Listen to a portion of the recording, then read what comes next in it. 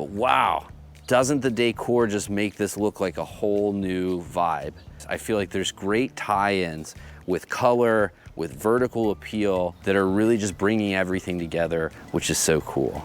My new patio design is missing something, and today I'm gonna figure out what that is. Welcome back to the Dad Built Pool series. Up to this point, this project has all been about the pool, but now we need to turn our focus to the patio.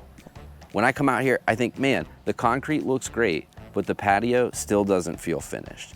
And as I've thought about it, I think we're missing a couple key design elements. They are height and color. So today, let's try to solve those problems with some landscape and some decor. Stick around. Let's talk about height, or vertical appeal. The pool and the patio look great, but they're both flat. We need some elements that are gonna draw the eye upward. I do plan to bring back some arborvitae trees down the road that will bring some height, but for now, we need to find some shorter term solutions that are gonna accomplish the same objectives. I'm gonna start with these lounger chairs and umbrellas. They draw the eye upward to help break up some of those flat, horizontal lines. But I also wanna think about some other natural elements that can do the same thing. So I took a trip to my local garden center, and I think I found just the thing.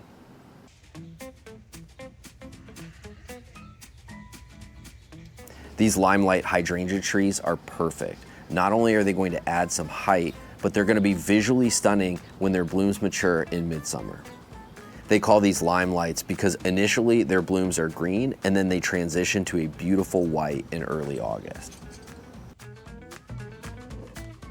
Now I need something to put them in, and I found these planters for a great deal. These are gonna be awesome because they're gonna raise the hydrangea trees up even more. So I went ahead, I picked up the trees, the planters, some soil and peat moss, and even some hollytone fertilizer that these hydrangea trees are gonna love. Wrangling these planters was most of the hard work. These things are heavy, and I had to use my furniture dollies to help get them where they needed to be. So it's a hot one out here today. I'm sweating a good bit. We got a little bit of a breeze going, but it's not too much, but man, is it hot. So while planting these hydrangeas is primarily about adding height to the patio, I've also really been trying hard to level up my landscape design in general and create some more interesting looks. And so for here, I'm going to actually underplant these with this white bacopa that I found at the garden center as well. And this is gonna give this spill over the pot kind of vibe. I think it's gonna be a really interesting, really high-end look. So let's talk about color. So we chose a lot of earthy, neutral colors in our hardscape design, and that neutral palette can really be accentuated by some strategic pops of color, which is a perfect opportunity for us to bring in some flower elements. So when I went to the garden center, I was looking for some different color options. Didn't need to go wild here, but really looking for something that was just gonna catch the eye and make the space more interesting. So I'll start with these hanging baskets. These bright red petunias are about as eye-catching as you can get. And we have a couple of these medium concrete planters that I can use to put them in. These bright red flowers are gonna grab your attention. And so I don't need a bunch of these, just one or two is gonna do. I'm gonna put one over by the outdoor kitchen, and then I'll put one by the stairs so that you can see it when you're on the patio.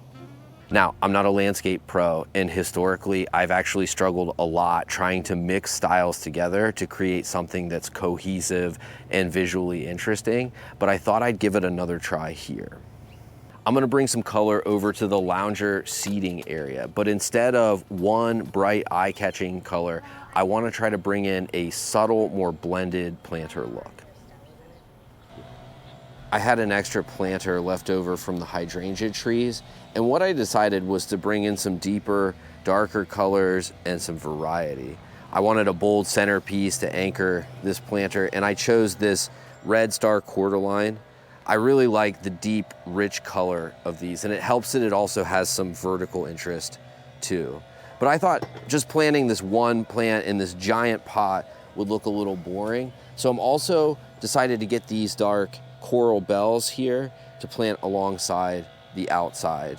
And I'm gonna plant 3 of them in a triangular pattern Lastly, this is my favorite tie-in. I found some of these Pilea glauca. Sometimes they're called baby tears. This is gonna be a perfect mix with the Red Star Cordyline and the dark coral bells. So I put all three in the planter and check out the result.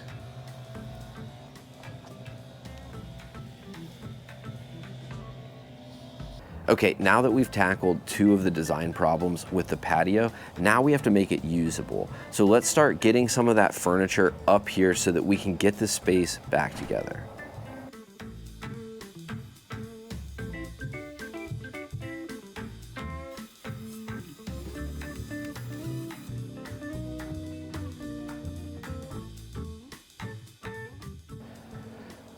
Once everything was put in place, I went around with my 60-volt pressure washer and hosed everything down. Now, normally I might grab my big gas pressure washer, but this concrete is brand new. The last thing I want to do is damage it. So this FlexVolt DeWalt pressure washer is perfect. It's going to do the job and not damage the establishing concrete.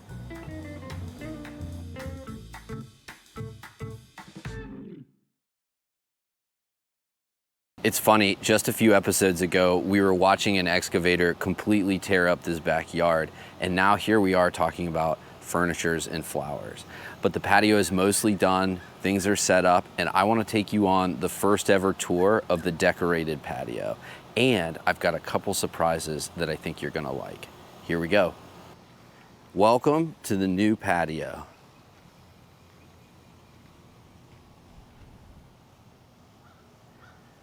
All right, let's do a quick tour here. We've got some flowers that we potted yesterday.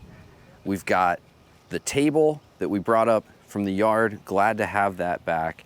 And over here, I've got surprise number one. The griddle and the grill got installed today. I was at work, I didn't know it was happening, and I came home and here they were. Super excited about this. The grill still got plastic on it, so I can't open that up, but check this out. This is our flat top griddle. It's gonna be awesome.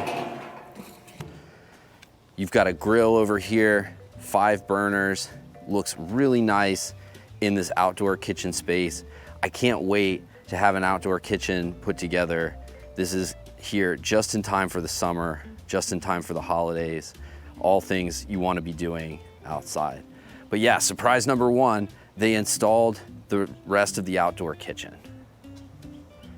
Let's take a look at the rest of the patio. So you see you got the stairs coming down from the house.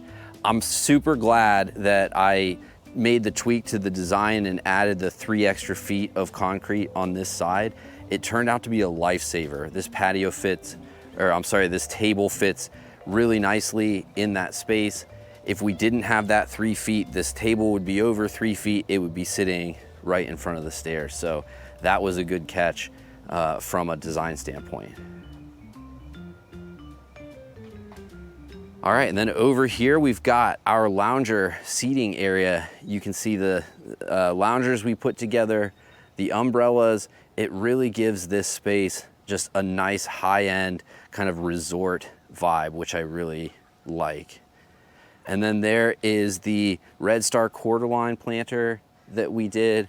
It looks really good in this space. Okay, over here, we've got our hydrangea trees and our white bacopa anchoring, bringing the vertical attention, bringing the vertical appeal to this pool. I think it's really nice because when you look out over the pool, here's something that's going to draw your eye upward. But yeah, it looks really good. You even got some of those lime green blooms starting to show. But wow, doesn't the decor just make this look like a whole new vibe? Before, this was patio, it was looking great with the concrete, but once the decor is here, you're really starting to get a sense of the vibe and really what I was looking for all along, which was a cohesive space. I feel like there's great tie-ins with color, with vertical appeal, with different tones and shades that are really just bringing everything together all around this pool area, which is so cool. All right, it's time for surprise number 2, which is this. Also, when I was at work, they relocated the hot tub to its new home back here. So check this out. You've got the pad, you've got the hot tub, plenty of room there. You've got room for the stairs here to get in and out. Okay, dads, there it is. This is the mostly done patio. Pretty much everything up here is good to go. Thanks for tuning in to this episode of the Dad Built Pool series. If you're enjoying this, check out the channel. I've got all the episodes in the pool series up there currently, and there's still some great stuff on the way. We made a lot of great progress today, but still some exciting stuff. Speaking of the lawn, dads, the lawn is coming. I'm excited for it. I can't wait. I know you are too. So please check out the channel, give me a like and a subscribe, and I'll see you next time.